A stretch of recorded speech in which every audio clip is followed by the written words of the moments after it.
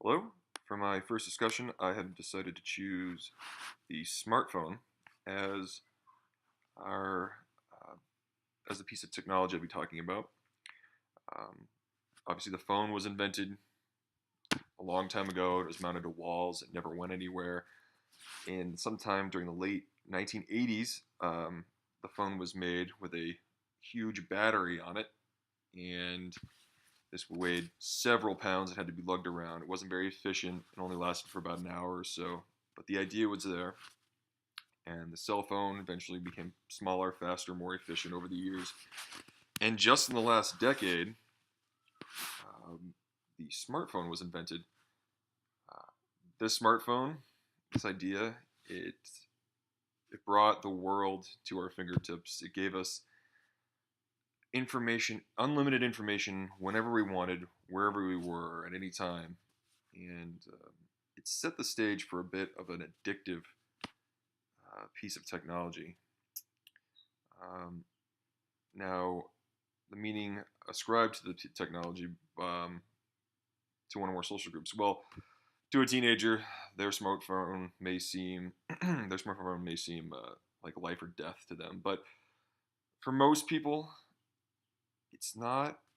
It's no longer like a phone. Our smartphones now are a piece of our wardrobe. They they're on a piece of they're our attire, or pretty much as you could say. We don't go anywhere without them. It's weird if you don't have a phone on you. And this has a very big effect on social relationships. It's actually where I've decided, well, social media is what I decided to focus on for my final project. But I believe a smartphone has granted access to social media, especially, but really all information and looking things up, all that. Um, it's made it much more easily accessed, and the smartphone paired with social media is the most addictive thing I think we've seen.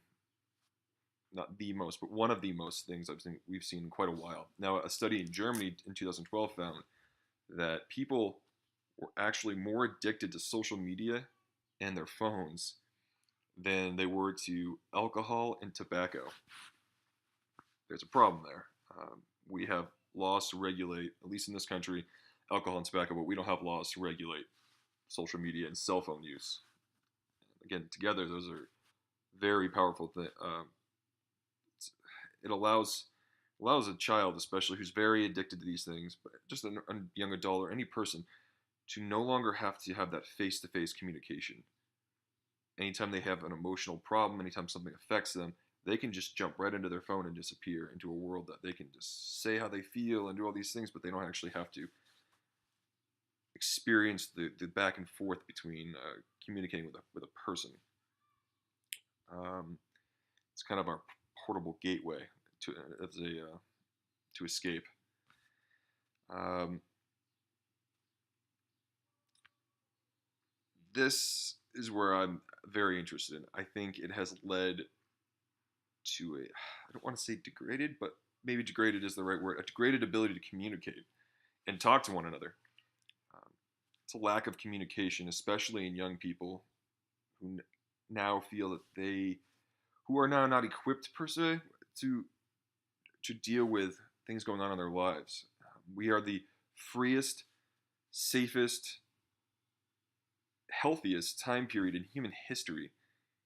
Yet right now we also see depression, anxiety levels higher than they've ever been, and people say, "Oh, we don't know why." Well, there's been a lot of studies that also have come out saying we do know why. People don't know how to handle stress like we used to. Why deal with something face to face? We can just disappear, talk to a screen. This is actually awkward for me to sit and talk to someone. So I'm glad I'm getting the chance to do it. I'm more of a face to face person. I always have been, but I know tons of people who would rather communicate like this and just deal back and forth in a video or on the screen or anything of that nature. Or especially, I know tons of people who would rather handle a situation in a text message. That is completely emotionless. And I see that as being a huge contributing factor to some of these problems we're seeing now in society, where you know we didn't see them at maybe these levels before. So that is where I see the smartphone. It's a great piece of it's a great device, great piece of technology.